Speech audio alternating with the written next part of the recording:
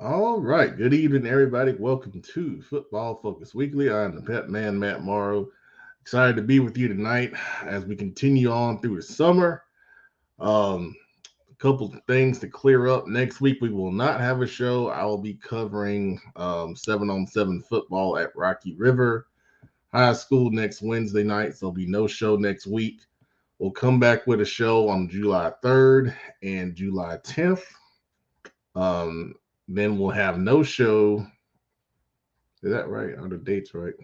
No, we'll have a show July 3rd, no show July 10th, and then we'll come back and we'll start our normal season shows July 17th. We'll start with our Cleveland County preview July 17th.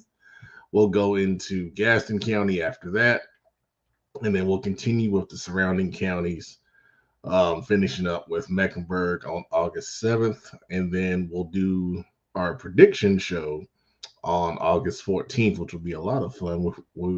I will predict all the conferences in the metro area and give my thoughts on that. And it's me. Please get mad at me as is the annual tradition. And then after that, we'll start our week one stuff after that show. So that being said, looks we got comments already. You guys are ready to talk tonight. That's great. Oh, the chat administrator's first tonight. Yeah, man. He said free agency. If you're watching this, I'm sure you're aware of player movement. We are going to talk about it tonight. We're going to talk about player movement. I'm going to give you some names of players that have gone to different schools per high school OT, who has well, they're the only ones doing it because I mean it's too much work for anyone else, but they're keeping a tracker of where players are moving to. Now, I will say this tracker, it said it was last updated on June 15th. So there are some moves that have happened that have not been documented yet.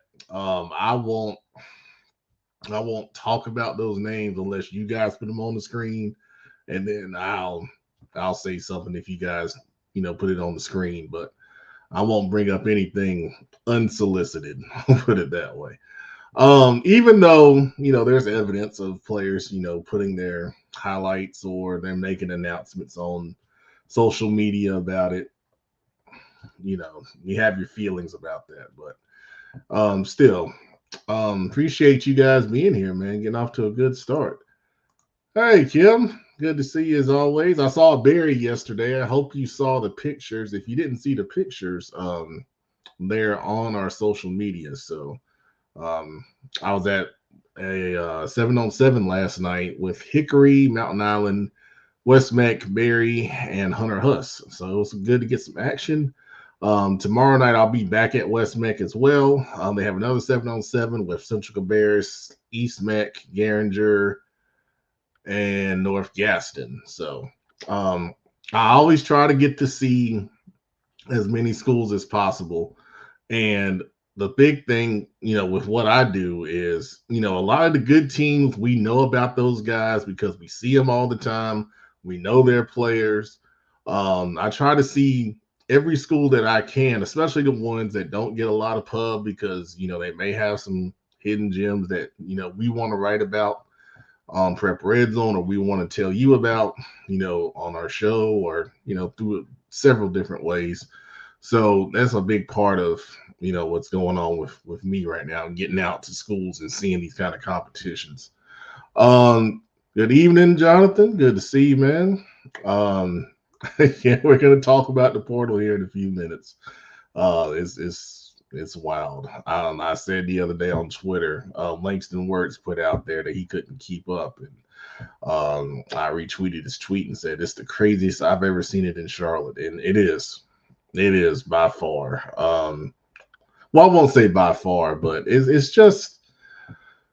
We'll talk about it, and I'll talk about why I think it is the way it is, and we'll dig a little bit more into that. Oh, you did see. Well, you should have said, "Hey." I was just hot. Would have been cool. And then I don't know. I had plans to go, but then I had something come up. So I know Coach Rob over there. He's doing a really good job, and hopefully we'll work something out to get over there. Mon checking in. Appreciate you watching. Says, what do you think the shortest a safety can be? That's a good question. Um, it really depends on your responsibilities, and I mean to be honest with you, if you're talking about playing college football, I mean you look at a guy like Tyrann Mathieu, he was not very tall at all, but he was incredibly athletic, incredibly fast, and he was incredibly physical. So one of the things that we've talked about on the show before is if you're going to be a smaller size, you have to be exceptional at multiple things in order to get somebody's attention, whether it is high school, college, or whatever. So um I mean, if you do your job well, you play your responsibilities well. Um, I don't think you have to be a specific height, to be a safety. Especially, safeties are more focused on pass coverage usually, and then coming up and run support, after the first and second levels. So, yeah, man. If you got more questions, feel free to shoot me a DM on Twitter at Petman704. I get questions like that sometimes from players, so. That's always welcome. Hey, Nikisha, good to see you as always. All right, we're going to get started here with I'm going to talk about some 2026 skill players. Last week we talked about quarterbacks to watch. I gave you 6. Tonight I'm going to give you 5 2026 skill players to watch out for, 2 running backs, and then 3 wide receivers. So starting with running back, Jaden Jones from Independence. What a player, man. We saw him live when they played Hickory Ridge over at Rocky River last season, and it was about 97 degrees, 97% humidity. And Independence put up 76 points. And Jaden Jones, I think he had, God almighty, was it 7 touchdowns in that game? Maybe 6 rushing and a kickoff return. It was an incredible performance, man. In total last season, he had a breakout year. He rushed for 1,830 yards and 19 touchdowns in 12 games, which was an average of 150 yards a game. He's 5'10", 175 pounds. He's got some college offers from Charlotte, Troy, James Madison, and Liberty. Those are well-deserved. Just looking at the film and looking at him live, his vision and burst through the hole are top-notch. Independence really did a good job of running outside zone, and Jones and his synergy with his linemen, knowing how to make his reads and cuts on that play in particular, was really fun to watch. He's a dynamic threat in the return game, like I said, and he can change the course of the game with a big return. He should, have more recruiting attention. I mean, those 4 are a good start, but yeah, he's a heck of a player, man. I would say he's probably the best 26 running back in the Charlotte metro area. We got a couple comments. Let me make sure I don't miss anything there. Oh, hey, Kyle. How you doing, man? Good to see you. Ava, how you doing? Appreciate you watching. So the other running back I want to talk about, this young man, multiple people told me I needed to look at this young man. And once I did, I was convinced that he deserved some love. And that's Shannon Wingate Jr. from North Lincoln. Last year, he was an all-conference player. He rushed for almost 1,200 yards and had 18 touchdowns on the season. He's 5'10", 205 pounds. Really good size. He can take the weight of being a team's first option in the running game, especially on offense. And this North Lincoln team, they run a wing T system. And he's the wing T, there's like a main dive back, and that's his job. But I mean, he does it so well. He explodes through the hole, up the middle and off tackle. He showed the strength to run through tackle at the second and third levels of the defense. And he's got the speed at that size to run away from defenders for touchdowns. And, I hope he's doing a good job going through the camp season. We're in the middle of camp season right now. A lot of players are out going to different camps, college camps, and, putting on a show, getting some offers, which is always great. But expect Shannon and that North Lincoln team to have a big season. They're in a really interesting conference that we'll talk about once I get to conference predictions. That's probably one of the better conferences overall in the state of North Carolina. All right, 3 receivers to talk about for the class of 2026. The first one is a name that you probably know if you're watching this show. That's Brody Keefe at Myers Park. He's turned into a major national recruit after an impressive sophomore season. 6'3", 190 pounds. He's got multiple offers from college programs that including the national champion Michigan Wolverines, Missouri, Penn State, Florida State, and Illinois, and that's just in 2024 so far. With his size, Brody excels at high-pointing the football in one-on-one matchups against man coverage. But Brody also runs excellent routes and shows very strong hands to pluck the football out of the air consistently. He can also win with speed over the top on the defense on deep routes against any kind of coverage, and he relishes making plays for his team in big games. We were at Myers Park against Ardrey Kell last year. That was basically a de facto conference championship game for the SOMAC. And Brody had a really good first half, and I caught one of his touchdowns on film. It was a beautiful fade route in the corner of the end zone where he goes up and high points it over to DB. So he's a really special talent, and it's fun to watch him. He's a really good kid, too. I've interviewed him before. Another name you need to know, of course, this program has a ton of talent over there, and this is just one of many. Gordon Sellers at Providence Day. Gordon's a 6'3", 190-pound prospect, and as I said, colleges know Providence Day very well. He's got a ton of recruiting attention. He's got offers from Charlotte, Virginia Tech, App State, East Carolina, NC State, Marshall, North Carolina, Florida, West Virginia, South Carolina, Indiana, North Carolina A&T, Vanderbilt, and Texas A&M. Why do they like him so much? When you look at his film, he moves well as a slot receiver at 6'3" and 190 pounds. He's got great speed and agility overall. He's a threat in the quick screen game as well as the kick return game with these traits. He's not afraid to make tough catches over the middle against man or zone coverage. One of the routes that they do really well in that offense is a dig route over the middle, and that's one that on his highlights he did a good job on. And they've got a really good quarterback over there now in Zed Lott for the next 2 years, and they'll make a dynamic duo for sure. Last guy I want to talk about, I think he should have recruiting attention for sure. The young man asked about size earlier at the safety position. This young man is only 5'8" as a receiver, but he's incredible. I mean, once he gets his film and gets out in front of these college coaches, I'm sure he will start getting some interest. That's Kelson Tate. He was at North Mac last year. He's at Weddington now. He's incredibly fast and shifty with the football in his hands. Weddington hasn't had a guy like this in a while. And I think, their staff is really good at, putting people in position to be successful. And I think they're going to really enjoy using him in a lot of different ways.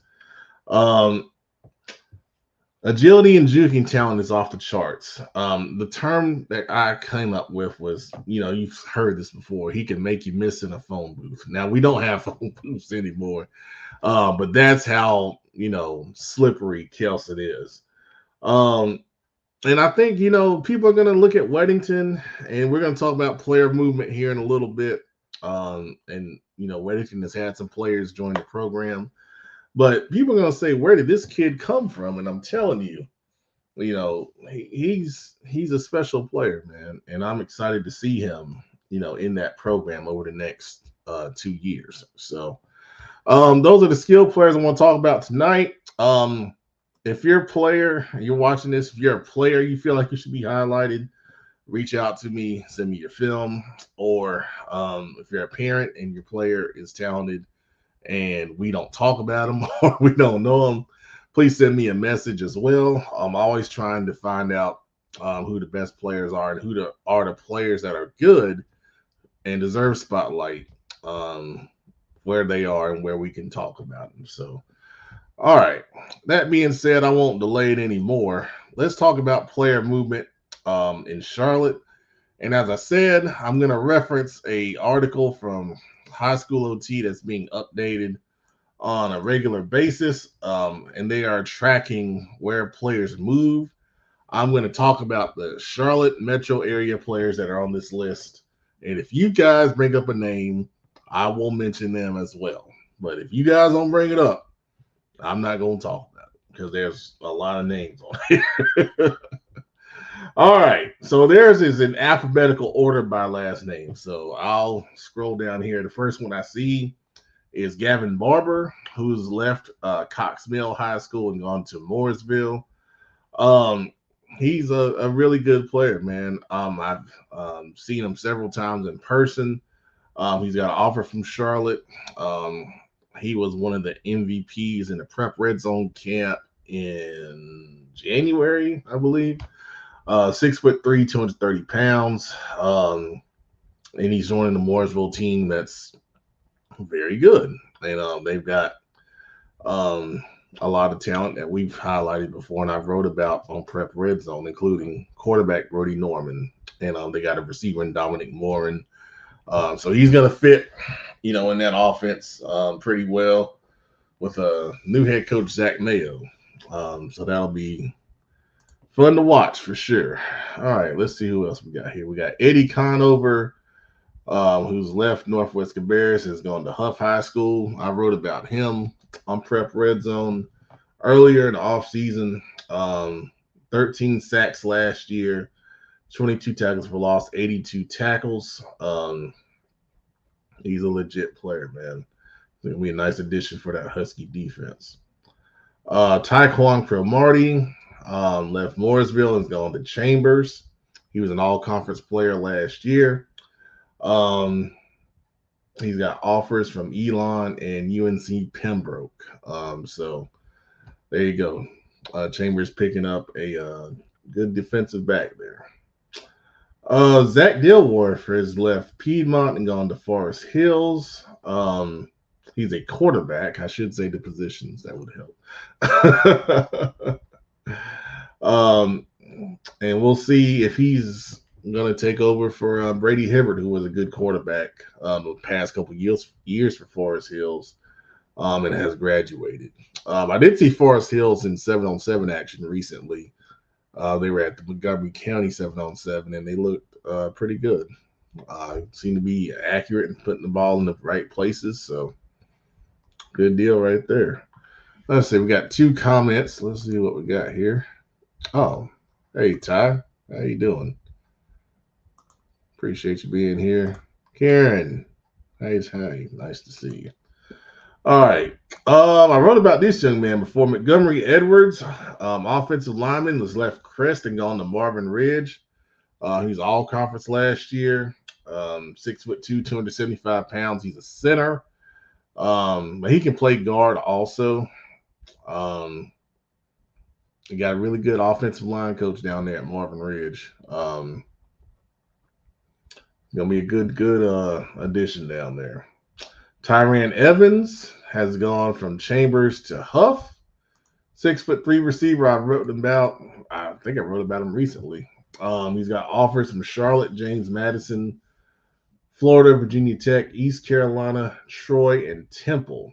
I like his film. I think he's got a chance to really break out over the next 2 years, especially with that size and speed combination. On his film, he really catches the ball well and can make plays after the catch. And, that's always a big thing that you're looking for with taller receivers.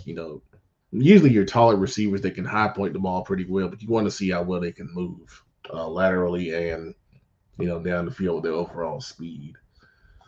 Let's see here. We're scrolling. Okay, I didn't even know this one. The tight end from Community School Davidson, Brandon Hetwer, has gone to Charlotte Christian. Now, this kid is really good, man. I know a lot of you may not know that name, but he's 6'5", 220 pounds. He's got offers from Maryland and Pennsylvania.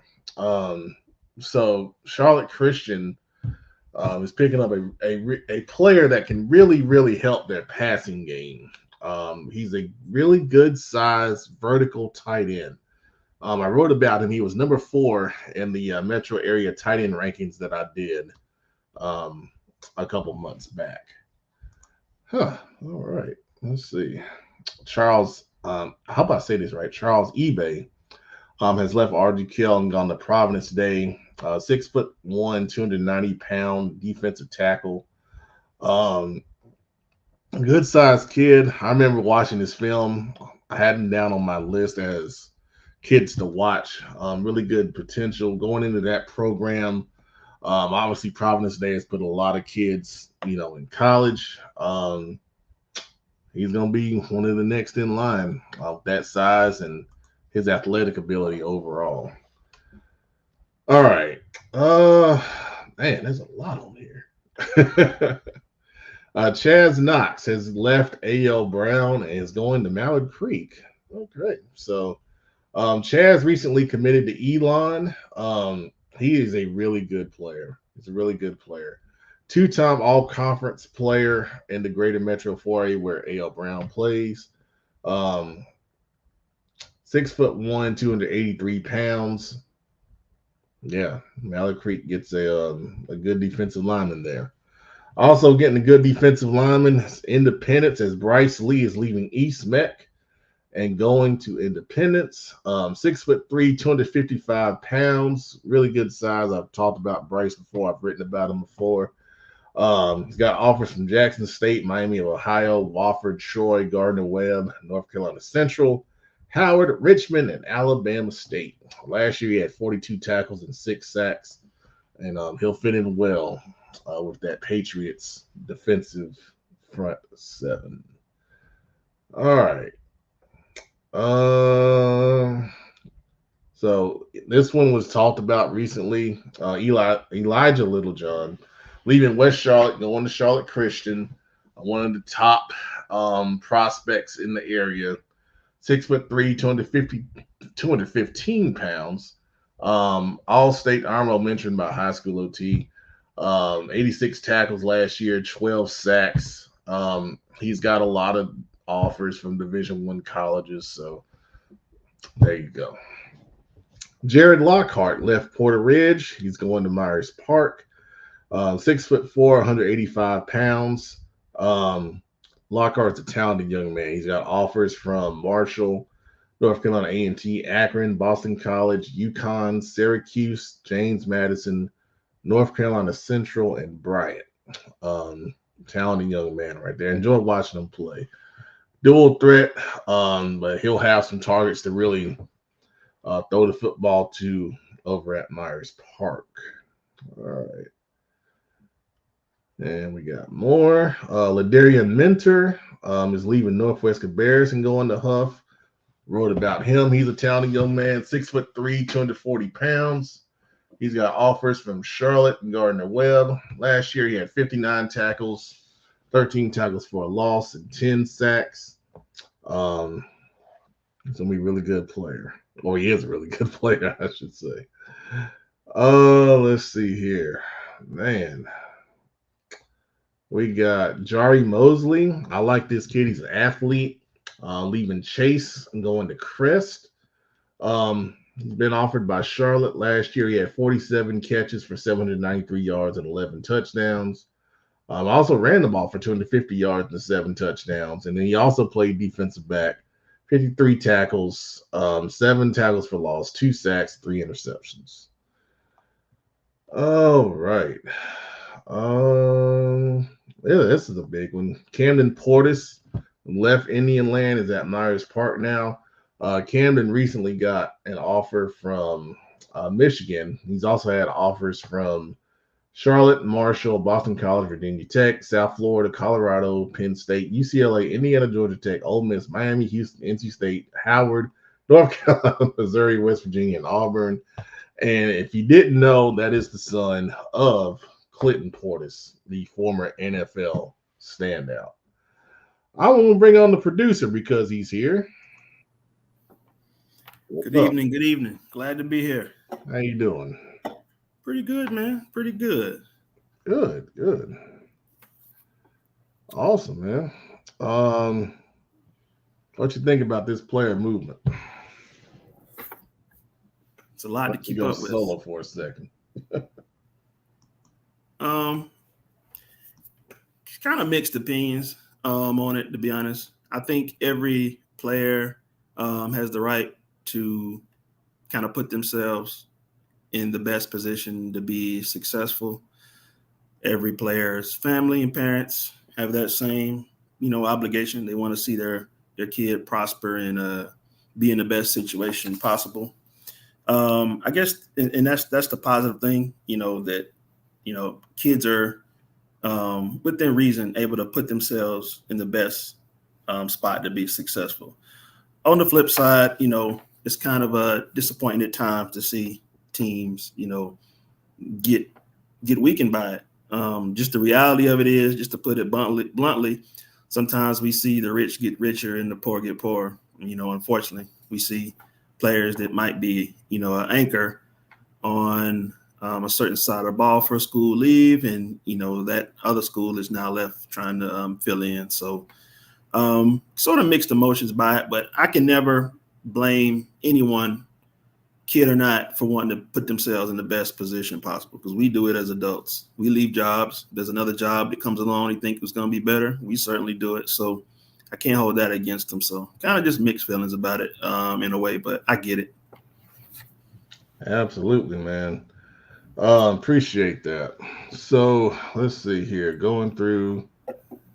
I'm trying to think of any. Okay, here's another one that's been reported on. Jamal Rule leaving Salisbury, going to Charlotte Christian. Jamal is one of the he was the leading rusher in the state last year.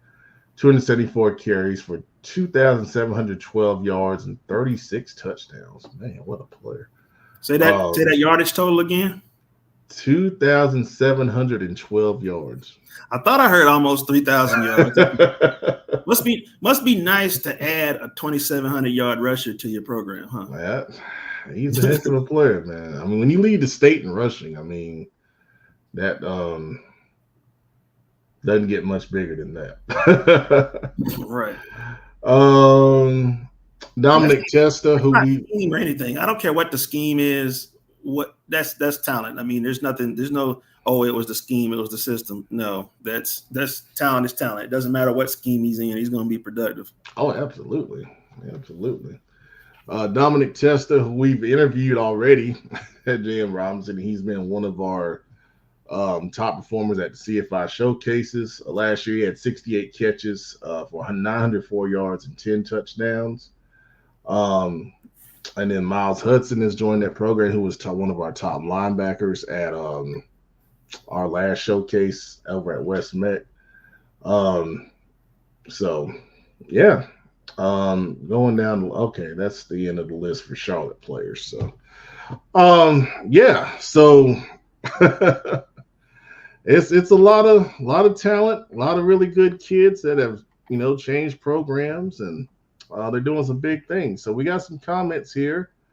Jonathan Mitchell says the Amari Lawrence Broom move is big too. Yeah, he's a big talented lineman that was all conference last season, joining the Huff program. I just wrote about him on a Prep Red Zone. Very, very talented young man, really good size. I think 6'4", 315 pounds. Then Ronnie Price says Sadat Grant and Takeo Massey are on Independence's summer roster. Okay. Well, those two are exceptionally talented too. Sadat Grant from North Mecklenburg. I think he posted some 7-on-7 highlights from his time at Independence.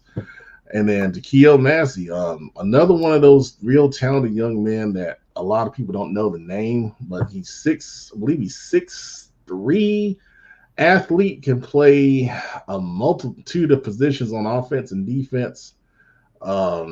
He came to our CFI camp 2 years ago at Nallard Creek, and he's a heck of a player. I think he also came to one of our showcases at Olympic High School. So talented young man. So hey, there's your update. Go to highschoolot.com. They got a transfer tracker. And that's how you can that's what they call it. So that's how you can keep up with everything that's going on. So all right. That being said, we'll move on and we'll talk about I wanted to touch on this because there was an article that was going around and a lot of coaches have shared it, and I kind of read through it and I just want to talk about real briefly parental treatment of coaches. And we've seen this at games that we cover. Comments from the stands that parents are screaming at coaches during games are getting worse and worse. And I don't know where this culture is coming from. I think it's always been around, but now I think in the social media era where people are, I guess, more akin to speaking their minds for whatever reason. How do we, curb some of this? Because it really rubs coaches the wrong way and it turns them off from wanting to continue in this profession, man. I mean, what can we do to kind of slow this, epidemic down? I mean, unfortunately, a lot of times people only respond to punishment. So unfortunately, you might have to go to extreme measures where you just literally, maybe through multiple offenses, you might have to be willing to ban people. Just saying, hey, if you're observed, being verbally abusive or threatening officials, that you can't come back. And unfortunately, that's the only thing that people respond to, because right now it's just kind of running rampant. But I think people need to realize these refs, for the most part, aren't doing this to keep the lights on. They enjoy what they do. They get a little money here and there, but they're not making a living refereeing on Friday nights. So people need to remember that they're out there because they want to be. And there's already a shortage. So if you start belittling and mistreating the ones we do have, then that's going to really put us in a bad spot. So I can't think of anything else that would keep people from doing it unless you start telling them, hey, we're going to have to influence some sort of ban or something. That's really the only thing I could think of that people would really respond to, if that would even help. But yeah, I know when I was at Harding many years ago, our girls soccer team was pretty good, and their coaches, they actually instituted their own policy for their fans, specifically for their games. Like if someone yelled something negative to the players or the coaches, they would turn around and there would be an officer or someone assigned to the crowd, and they would point at that person and say, I want that person gone. They know what our rules are. And that person would go and get this person and say, hey, you're not behaving correctly. They've asked you to leave, so you need to leave. That's the only thing I think would work. And I'm not talking about, look, let me clarify my earlier statement. I'm not talking about yelling out that, oh, that was a bad call, coach, or a bad play call. I'm not talking about something like that. I'm talking about literally threatening people, stuff like that. I think people know where the line is drawn. I'm not saying people have to just sit there and be mutes and can't say anything. No, that's what I'm saying. If you want to tell somebody, oh, you need to do this, coach, or need to do that, fine.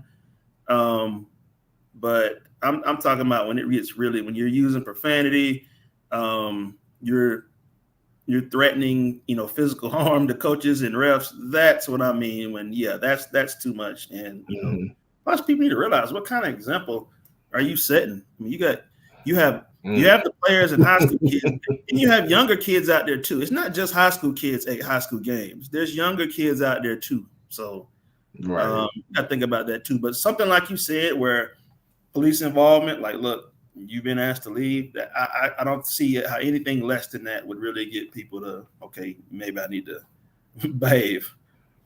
Yeah. Britton Vines with a point here says yelling and using profanity is two different things. Well, I will say this, man. If you're yelling, okay, I get being excited and, being, down about how the game's going or whatever, but let's just say, like, for example, this was a problem I had, when I was coaching. You got parents yelling at their kids to do different things on the field than what they're coached to do.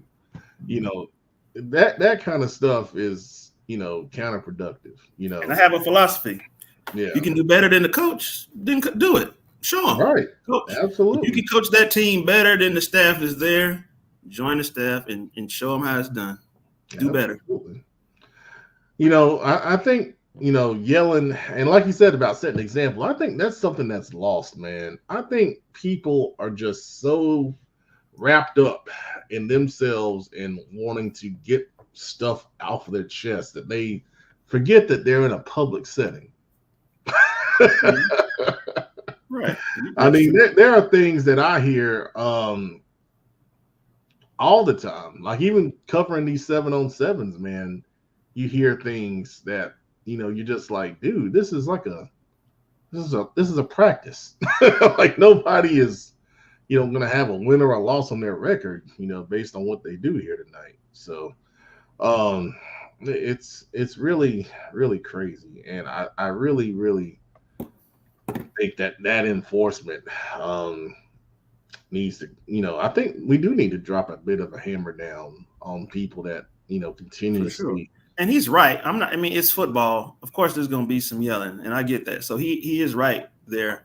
But I think people can use their own judgment and common sense to differentiate, between the yelling that comes along normally with a football game and verbal abuse. I think everyone could draw the line. So I agree with him. Yeah, there is a difference between that, but we just got to kind of use our own discretion there.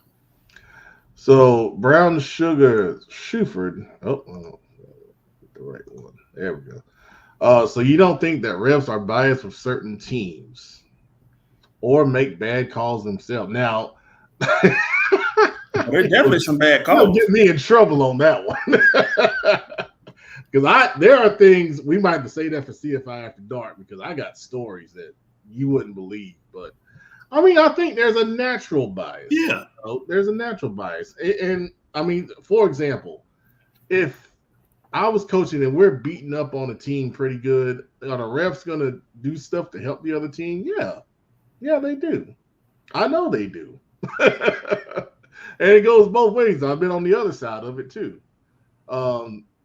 We might have ran a quarterback sneak when I was at Harding and having a down year. We didn't get an inch, but we got a first down. So that definitely happens. I think they do make bad calls. There's always bad calls. Yeah.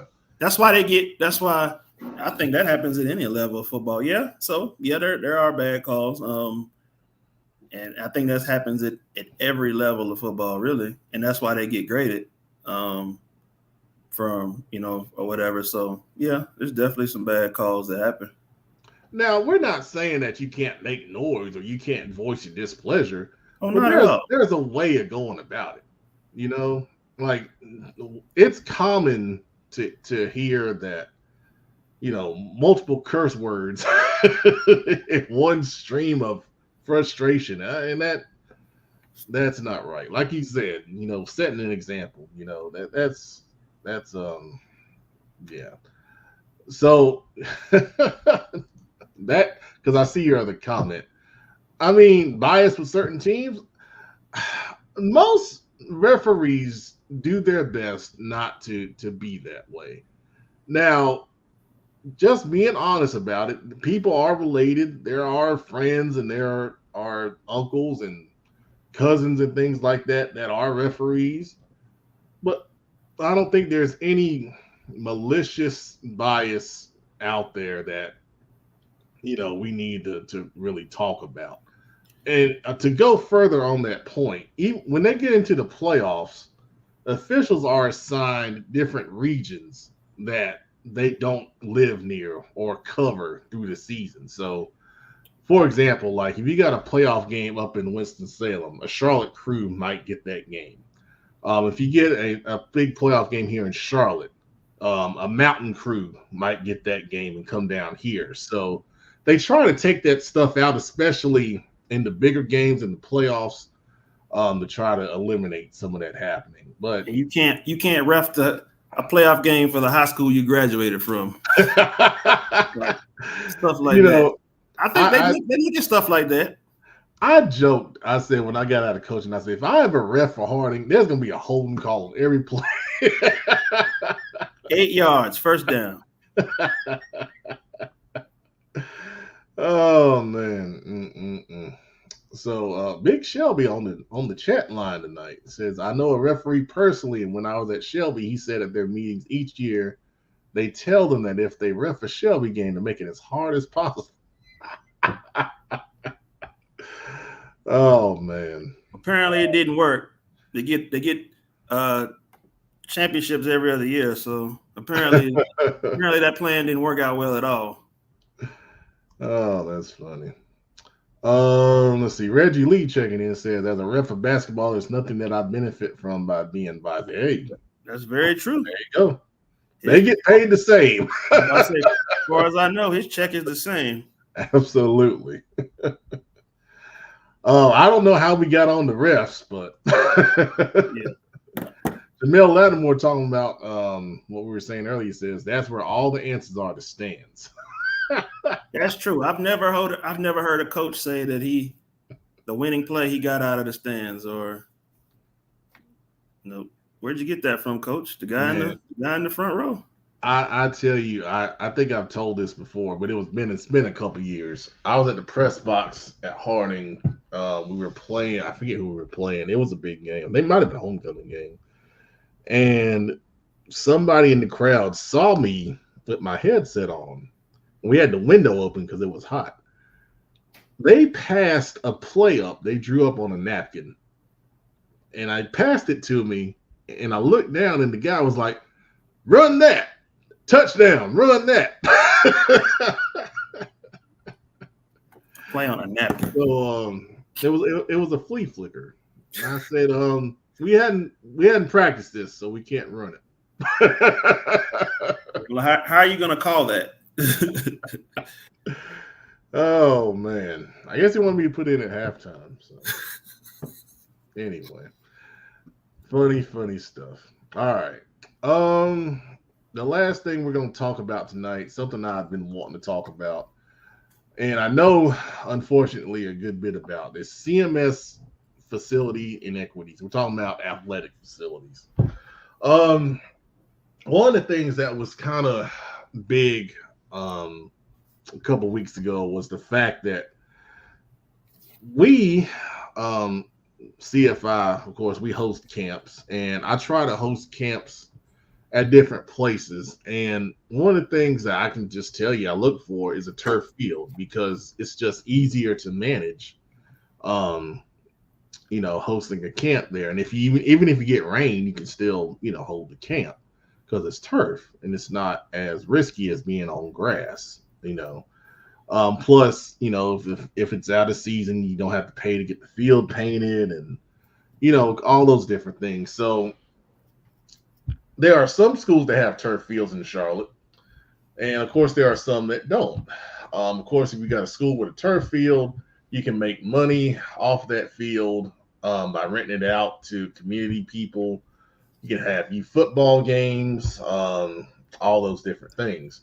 Now you can do those things with a grass field, but it's going to beat your field up, and you can't rent it to just everyone, because you got to, have your good field maintenance plan and have it ready for the fall, So it's a major inequity, not only from, the school standpoint for your athletic teams, but from your money-making standpoint. And then from your just getting ready for game standpoint, because you get a week with a lot of rain, you got to practice in the gym. Other schools, as long as it's not lightning, they can still go outside and practice, get their work in, and be ready to go. So it's a frustrating issue. And, there's been a bond package that's been passed, and some schools will get turf fields that don't have them now in the future. Harding is one of those, but we're down, of course, in the pecking order on the bond list project. So it's going to be another five years probably before that happens. And I think South Mech was on there. I think East Mech was on there. and it might have been one other school. So CMS is trying to get these things fixed going forward, but I can say it is frustrating when you see new schools being built. They got turf, or you get schools that are getting their turf changed out, and you don't have turf. I used to joke that they can just bring the old turf over to Harding and put it over the grass, and we'll be all right. But yeah, it's frustrating, and I really wish there was more that could be done. I know there are grants out there. We looked into the NFL grassroots grant, but those are highly competitive. There are a lot of people that are behind those and try to apply for those. I think that's how West Charlotte actually got their turf field. Mo Collins, rest in peace, Mo, helped them through that grassroots grant to get the turf field over there before they did the whole stadium upgrade over there. But I don't know. I don't know what else we can do, man. There's Garinger has a turf field, so there you go. But I really wish there was more public-private partnerships to help some of these schools out. CMS has a department for that. If you are able to find a corporate sponsor or someone of that level that wants to help one school in particular, they do have a whole department to kind of work that out and go through the proper channels to get that done.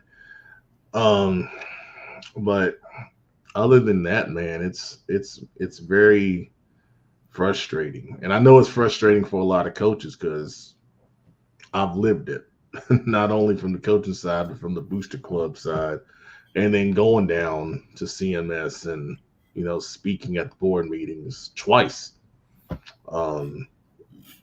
So all I can say is, if you are really frustrated, start with the board meetings. If you got to go in groups, have your voice heard.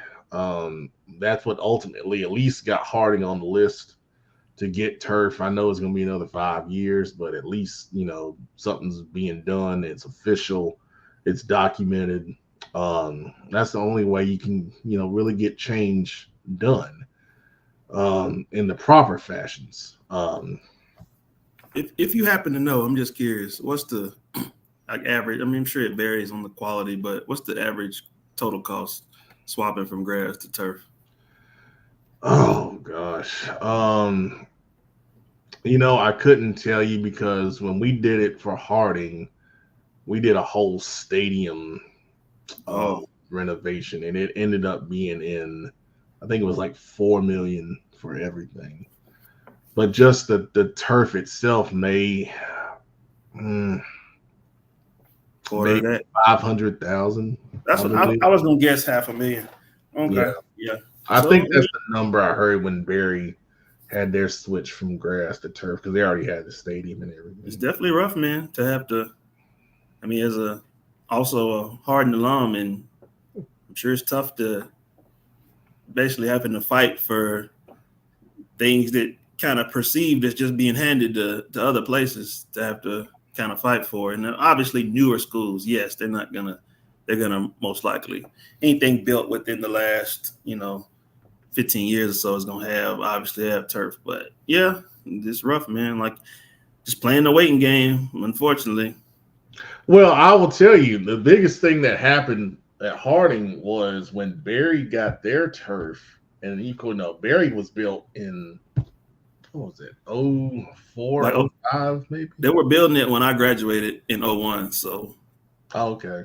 They were still building this. Maybe 03. Yeah.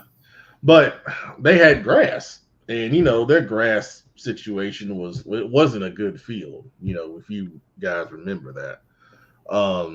So they got theirs, and Harding Stadium was built in 1981. So I was not happy. I mean, I was happy for Barry. I mean, it was good for them, but it was just kind of like, how did that happen? Like, other older schools like Olympic, West Meck, around that, the schools that were built in that era got turf. I'm trying to think who's left on grass. Hardin, Independence, East Meck, yeah. Myers Park. I used to know the list by It's just Providence. Providence, yeah. South Meck. So it ain't. It's getting shorter and shorter. Yeah, which is good. Yeah. Let's see. Reggie Lee says, I ain't gonna lie, my youth football team has jacked up. It's funny. I saw the highlights. Someone posted some highlights the other day, and I said, man, the grass looks good. So full disclosure, we pay a company to treat that field. So it's in better shape because it gets monthly treatments. So that's why, they've started to let people, rent it out. For a while, we didn't rent it out because we were too worried about it getting messed up. Yeah, James Huff. Yeah, Huff and Rocky River just got new turf fields. I think it's their second turf application. To answer your question, Karen, yeah. Some other schools have had their second application too. I think Ardrey Kell, Mallard Creek, maybe Olympic, maybe. Mallard Creek opened in like 08, 07. And they've already had two. Mm-hmm. Wow. Yeah, man. You just gotta have your voice heard, man. That's the best way of going about it, to be honest with you. All right. What in the world? Post spam on here. That's not right. Somebody posted spam. I apologize for that if you're on the chat. I took care of that. All right. As I said, tomorrow I'll be at West Meck 7-on-7 with East Meck, Garinger, North Gaston, and oh gosh, who's the other school? Central Cabarrus. I'll have some pictures just like we did yesterday. And then we'll be back in 2 weeks. No show next week, as I said earlier. 7-on-7 action at Rocky River. Make sure you come on out. It starts at 6:00. I believe it's Rocky River, Harding, North Meck, and maybe one other school. I'll find out from Kenneth, and we'll post that information. But on behalf of the producer, Brandon Black, I'm Pet Man Matt Morrow. Thank you for watching Football Focus Weekly. Make sure you keep it locked into the best high school football show in the Carolinas and beyond. Have a good 2 weeks. Cool. See y'all in a bit.